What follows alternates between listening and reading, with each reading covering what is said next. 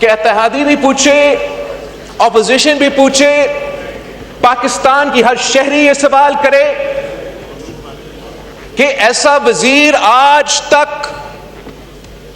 Cabinet میں موجود کیوں ہے جو یہ الفاظ کہہ سکے اور پھر پیچھا نہیں ہٹتے کہ راولہ کوٹ کے کشمیری کشمیری نہیں ہے؟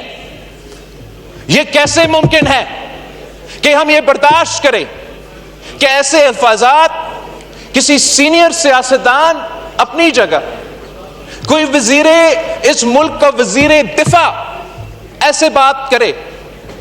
اور بڑا مناسب انداز سے راجہ پرویز اشرف صاحب اعتراض کرتا ہے اور آپ کو ایک راستہ دیتا ہے کہ آپ اس بات سے اب پیچھے ہٹیں۔ جو جلوس میں کہا جا رہا ہے، جو دھرنا میں کہا جا رہا ہے، اس پہ تو تنقید بنتا ہے، لیکن وہ تو کوئی ممبران اسمبلی نہیں ہے، وہ اس ملک کے کوئی وزیر نہیں ہے، وہ کوئی سینئر وزارت نہیں رکھتے۔ ہم کیسے اس بات کا جسٹیفیکیشن دیں؟ میں کیسے اس بات کا جسٹیفیکیشن دوں کہ وہ وزیر آج تک وزیر ہے، معافی مانگنے کے لیے تیار نہیں؟ تو اگر معافی مانگنے کے لیے تیار نہیں تو ہم کون سا جسٹیفیکیشن دیں کہ ہم اس وزیر کے ساتھ بیٹھے ہیں؟ رانا ثناءاللہ صاحب کا بہت عزت کرتے ہیں، کشمیر کے جس انداز سے میں خود جانتا ہوں میاں محمد نواز شریف کا جو تعلق ہے، جو رشتہ ہے کشمیر کے ساتھ، کشمیر کوز کے ساتھ، جس انداز سے ان حالات کا حل نکالنا چاہتے ہیں، اس سے کوئی انکار نہیں کر سکتا۔ لیکن جناب اسپیکر، کشمیر کے اپنے اینڈیمک مسئلے اپنی جگہ، سیاسی مشکلات اپنی جگہ، کیا یہ بات درست نہیں ہے کہ یہ جو آگ جو لگا ہوا ہے کشمیر میں، یہ ایک وہ واقعی وزیر کا بیان نے اس آگ کو بجھانے کے بجائے ایسا ہے کہ اس آگ پہ تیل لگایا جائے؟ کیا یہ بات درست نہیں ہے کہ ایک واقعی وزیر نے یہ بات کہا تھا کہ ہم اسی کشمیر کے الیکشنز کا ذکر کرتے ہوئے کہ ہم اپنے جیب میں 12 سیٹیں لے کر آتے ہیں؟ تو اگر کوئی وزیر یہ کہیں کہ ہم اپنا جیب میں 12 سیٹیں لے کر آتے ہیں تو ہم کیسے انکار کر سکتے ہیں؟ ہم کیسے اعتراض کر سکتے ہیں کہ کشمیر کے عوام، پاکستان پیپلز پارٹی نہیں، مولانا فضل الرحمان صاحب کی جماعت نہیں، کسی اور سیاسی جماعت نہیں، انہوں نے حکومت کی اس بیان کی وجہ سے ان کو یہ موقع ملا، ان کو یہ راستہ ملا کہ اس قسم کے حالات کشمیر میں پیدا کیا جائے۔ آج اگر مولانا فضل الرحمان صاحب نے یہ قدم اٹھایا ہے، مولانا فضل الرحمان صاحب یہ ذمہ داری لینے کے لیے تیار ہے کہ حکومت کی اپنی نااہلی کی وجہ سے، اور یہ حکومت نہ صرف وفاقی حکومت ہمارا اٹھایا ہوئے ہوں گے، آزاد کشمیر میں جو 6-5 مہینے کے لیے پیپلز پارٹی کی حکومت ہے وہ آپ ہمیں بھی ذمہ دار کے طرح دیش میں، لیکن اگر آج آگ بجھانے کے وقت آ گیا ہے تو اس کے بجائے کہ حکومت وقت ایسے موقف لیں، ایسا پوزیشن سے لے جس سے سیاسی راستہ نکالنے میں مشکلات پیدا ہو، میرا تجویز یہ ہوگا آپ کا اتحادی ہونے کی صورت کہ مولانا فضل الرحمان صاحب نے یہ جو پوزیشن رکھا ہے، ہم سب کو مولانا صاحب کو یہ سپیس دینا چاہیے کہ حکومت کے ساتھ، وفاقی حکومت کے ساتھ،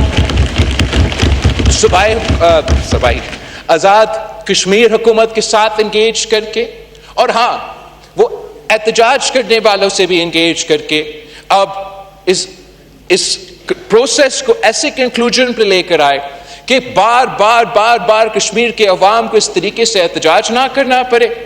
حکومت کے لیے اور ان احتجاج کرنے والوں کے لیے ایک ایسا سیاسی راستہ اپنایا جائے جس سے کشمیر کو، اس پارٹی کی حکومت ہے وہاں بلدیاتی نظام ہے، جہاں مسلم لیگ کی حکومت ہے وہاں وہ خوف زدہ ہے،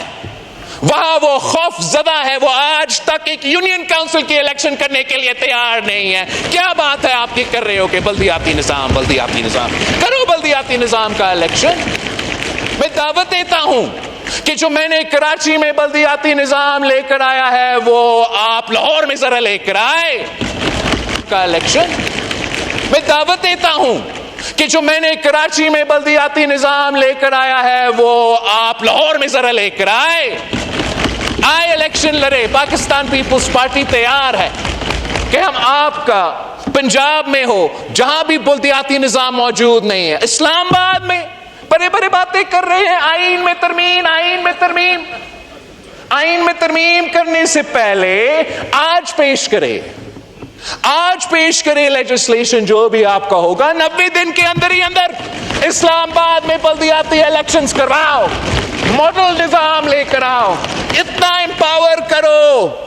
امپاور کرو اسلام آباد کی میئر کو کہ ہمیں احساس ہو کہ لاہور کا میئر اور کراچی کا میئر کو ہمیں کتنا طاقت دینا چاہیے.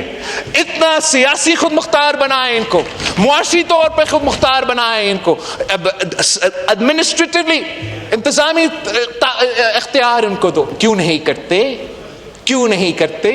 اس لیے یہ آئینی ترمیم، یہ بلدیاتی نظام صرف ہمارے دوست کے لیے، ہمارے آنریبل فاضل ممبران کراچی سے تعلق رکھنے کے لیے ایک لالی پاپ ہے. یہ لالی پاپ لہرا کے تماشا دیکھ کے اپنا کام چلاتے رہتے ہیں.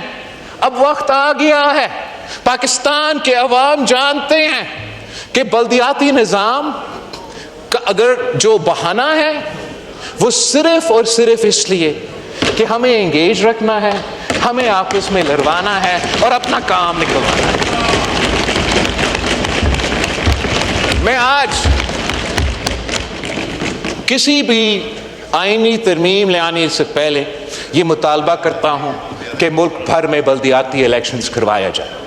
اس میں اسلام آباد، پنجاب اور پاکستان پیپلز پارٹی ہمارے آئی پی پی کے دوستوں کے ساتھ اور نون لیگ کی مدد کی وجہ سے حکومت بنانے جا رہے ہیں. حکومت بن رہا ہے گلگت بلتستان میں. میں آج فلور آف دا ہاؤس پہ کہتا ہوں کہ ہم انشاءاللہ تعالی ہمارا محنت ہوگا، ہمارا خواہش ہوگا کہ گلگت بلتستان میں بھی ہم 90 دن کے اندر ہی اندر بلدیاتی الیکشنز کروا کے دکھائیں گے. جناب اسپیکر، میں چاہتا ہوں کہ اشورہ سے پہلے ہم یہ بجٹ پاس کریں. اس لیے میں اپنا ممبرز کو ایٹ لیسٹ آج کی بات یہی نہیں رکھوں گا. اب آپ کی مرضی ہے کہ آپ چاہتے ہیں کہ ہم ان ٹاپکس پہ یا جو اور مزید ٹاپکس ہے اس پہ ہم ڈیبیٹ کریں. میں ڈیبیٹ کرنے کے لیے تیار ہوں. ریکویسٹ صرف اتنا ہے کہ میں بھی چاہتا ہوں کہ اس وقت وزیر اعظم پاکستان کامیاب ہو. اس لیے اگر وزیر اعظم پاکستان کامیاب ہوگا تو پاکستان کامیاب ہوگا.